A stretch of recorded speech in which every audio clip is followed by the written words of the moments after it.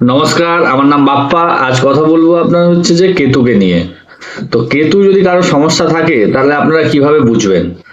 তো কেতু যাদের সমস্যা আছে আপনি সেই মানুষকে দেখলে বুঝতে পারবেন, কারণ সেই মানুষের মধ্যে একটু ভয় ভাব থাকবে।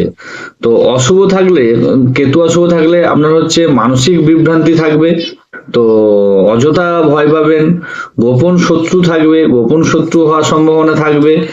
তো উম, আপনি যদি পুরুষ হন তাহলে আপনি নারী নিয়ে আপনার কোনো মানে মহিলাগত কোনো দিক থেকে আপনি অসম্মানিত হবেন। আর আপনি যদি স্ত্রী হন তাহলে সেক্ষেত্রে, মহিলা হন তাহলে সেক্ষেত্রে আপনার পুরুষ নিয়ে আপনি কোনো সমস্যা বা কোনো এই নিয়ে অপমানিত হবেন।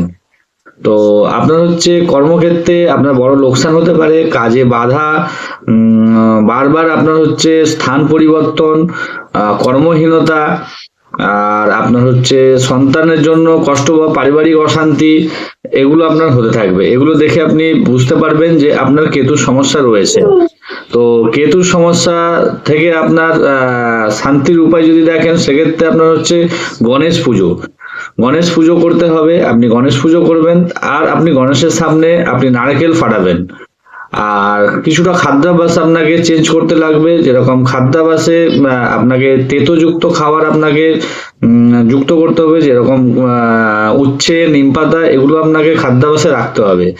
আর আপনি কুকুরকে আপনাকে খাবার দান, বা কুকুর যদি আপনি সম্ভব হয় বাড়িতে কুকুর পুষতে পারেন। তো কালো কুকুর বা সাদা কুকুর হলে আপনার বেশি ভালো। তো আপনার গড়রত্ন দিক থেকে আপনি ক্যাটসাই আপনি ব্যবহার করতে পারেন, অবশ্যই কোনো ভালো জ্যোতিষের থেকে পরামর্শ নিয়ে তবেই ব্যবহার করবেন।